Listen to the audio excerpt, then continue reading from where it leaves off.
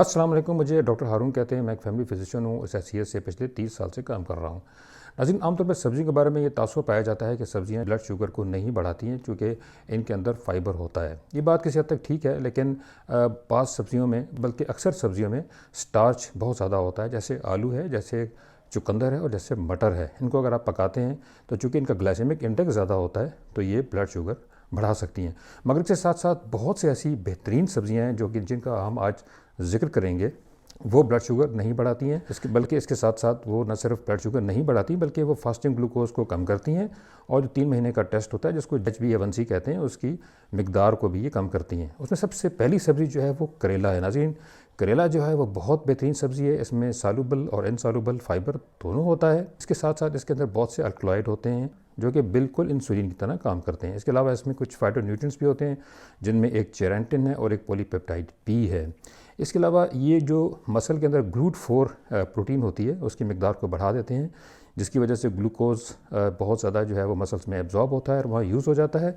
इस तरह इंसुलिन की सेंसिटिविटी भी बढ़ जाती है, और जो शॉर्ट चेन फैटी एसिड होते हैं जिसमें ब्यूटारेट जो है उसकी मिकदार बढ़ जाती है, जिससे कोलेस्ट्रॉल भी कम हो जाता है और जिसमें शुगर की मिकदार भी कम हो जाती है। इसी तरीके से नंबर 2 पे है भिंडी। नाज़रीन, भिंडी जो है उसमें बहुत बेहतरीन किस्म का सॉल्युबल फ़ाइबर होता है।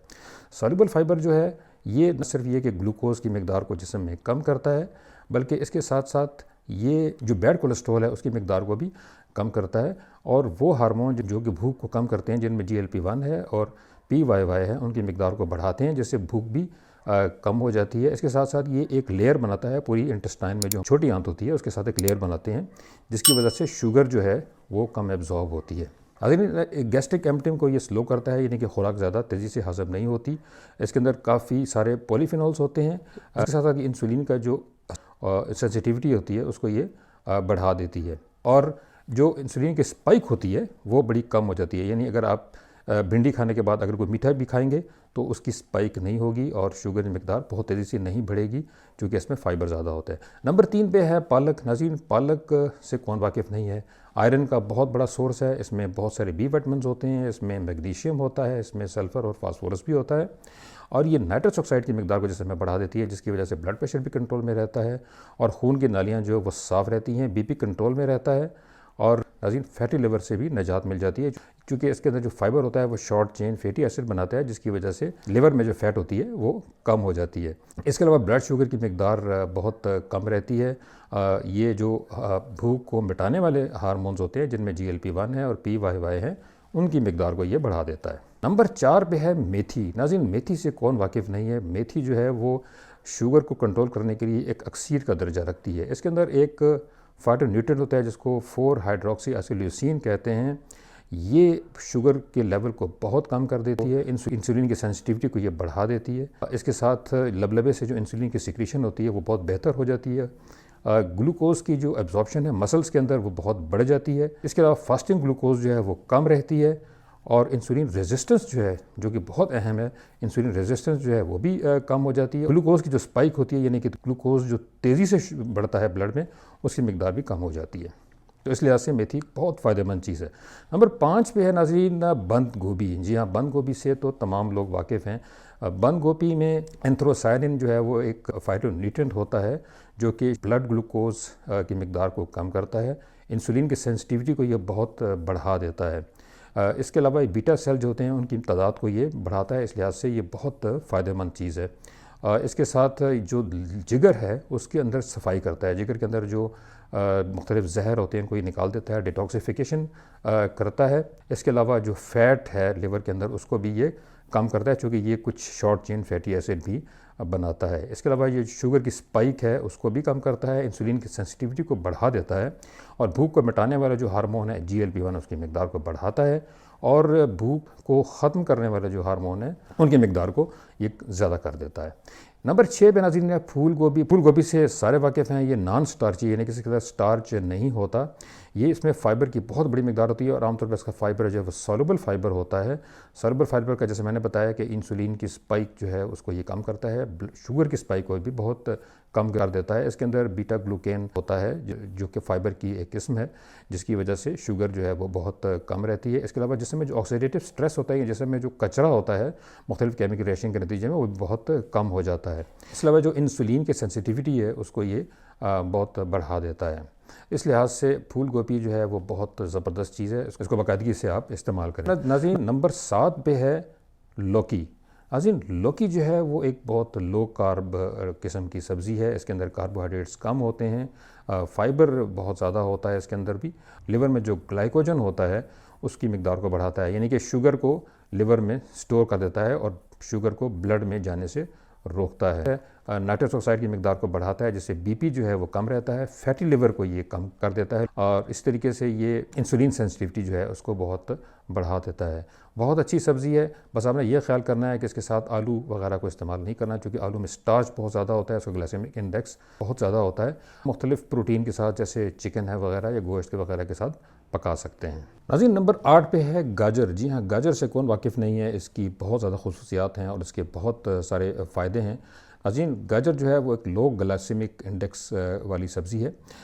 इसके अंदर बीटा कैरोटीन होता है। बीटा कैरोटीन जो विटामिन ए में कन्वर्ट होता है और ये आंखों के लिए बहुत अच्छा होता है, नज़र के लिए बहुत फ़ायदेमंद है। इसके अलावा इसमें एंटीऑक्सीडेंट होते हैं।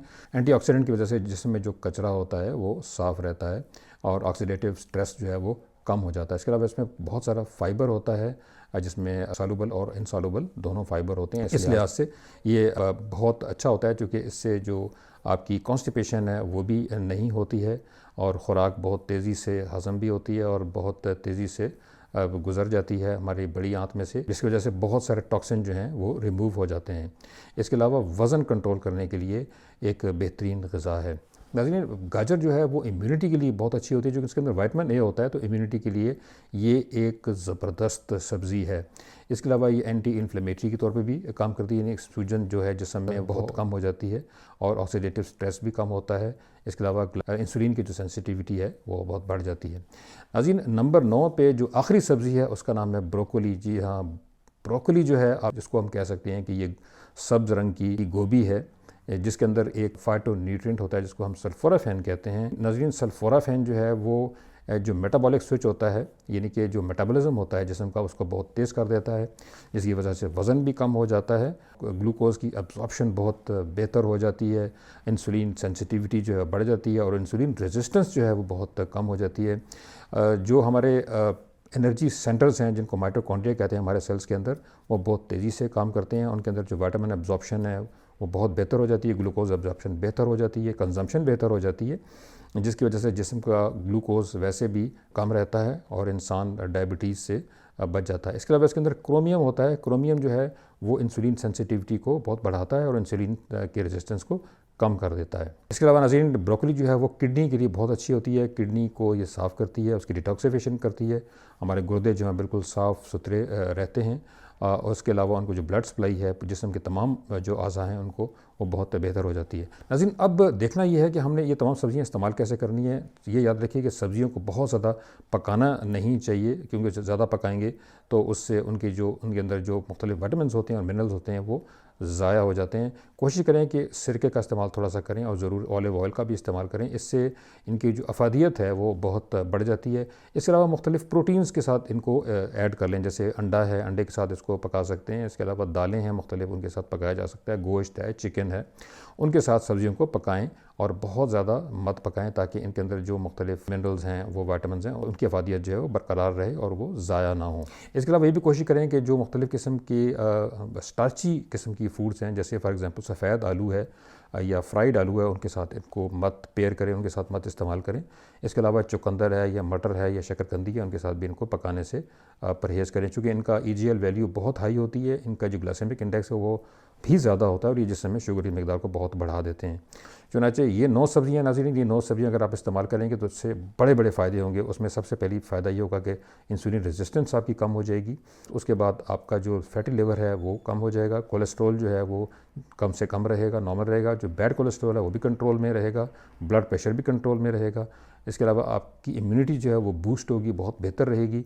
आपको जो कब्ज़ की शिकायत रहती है उसका ख़ात्मा हो जाएगा। इसके साथ साथ आपका जो 3 महीने का शुगर का टेस्ट है जिसको HbA1c कहते हैं वो कंट्रोल में रहेगा। तो ये डायबिटीज़ के लिए बहुत बेहतरीन है। जिनको डायबिटीज़ नहीं वो भी इसको इस्तेमाल कर सकते हैं, तो इसको ज़रूर इस्तेमाल कीजिए और जब इसके फ़ायदे हों तो मुझे ज़रूर आगाह कीजिएगा और ये ज़रूर बताइएगा कि आपका नाम क्या है और आप कहाँ से मुझे देख रहे हैं। आखिर में नाज़रीन, ज़्यादा से ज़्यादा सब्सक्राइब करें। मैं बार बार मुझे कहना पड़ता है, सब्सक्राइब ज़रूर किया करें, ये बहुत ज़रूरी होता है ताकि अच्छी अच्छी वीडियो आप तक पहुँचती रहें। इसके अलावा लाइक्स भी ज़रूर किया करें, लाइक्स से हमारी जो हौसला अफजाई होती है, और इसको ज़्यादा से ज़्यादा शेयर करें क्योंकि ये बहुत कीमती इन्फॉर्मेशन है।